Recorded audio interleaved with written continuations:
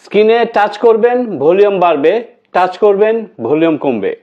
আপনার এই volume button টিপতেও হবে না, নষ্টও হবে না, চলবে সারা জীবন। কাজটি করে রাখেন, আপনার হয়তো উপকারে আসবে। ভিডিওটি টাইমলাইনে শেয়ার করে রাখবেন, আর আপনি যদি আমার পেজে নতুন হয়ে থাকেন পেজটি ফলো করে রাখতে পারেন পরবর্তী ভিডিওগুলি পাওয়ার জন্য। তো চলুন দেখে নেওয়া যাক। স্ক্রিনে টাচ করলে ভলিউম বাড়বে কমবে, এটি করার জন্য সেটিংসে প্রবেশ করবেন। ফোনের সেটিংসে প্রবেশ করার পরে একটু নিচের দিকে নেমে আসবেন। এখন এখান থেকে দেখবেন অ্যাডিশনাল সেটিংস নামে যে অপশনটি রয়েছে, এখানে আপনি ট্যাপ করে দিবেন। এখন দেখেন অ্যাক্সেসিবিলিটি রয়েছে, এখানে ট্যাপ করবেন। এখন দেখেন অ্যাক্সেসিবিলিটি মেনু, এখানে আপনি ট্যাপ করবেন। দেখেন শর্টকাট লেখা রয়েছে অফ, এটা অন করতে হবে। আপনি অন করে যে অ্যালাউ করে দিবেন। অ্যালাউ করার পরে উপরে যে অপশনটি রয়েছে এটা সিলেক্ট করে দিয়ে ওকেতে ট্যাপ করে দিবেন।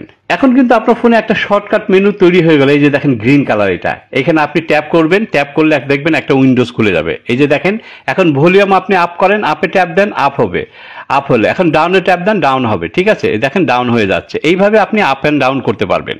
এটা আমি ওপো ফোন থেকে দেখালাম, আরো কিছু ব্র্যান্ডের ফোনে আছে, আবার অনেক ফোনে নাই। আপনারা কমেন্টস করবেন যদি খুঁজে না পান, যদি থাকে আমি সেটিংসটা আপনাদেরকে বলে দেবো। Thank you.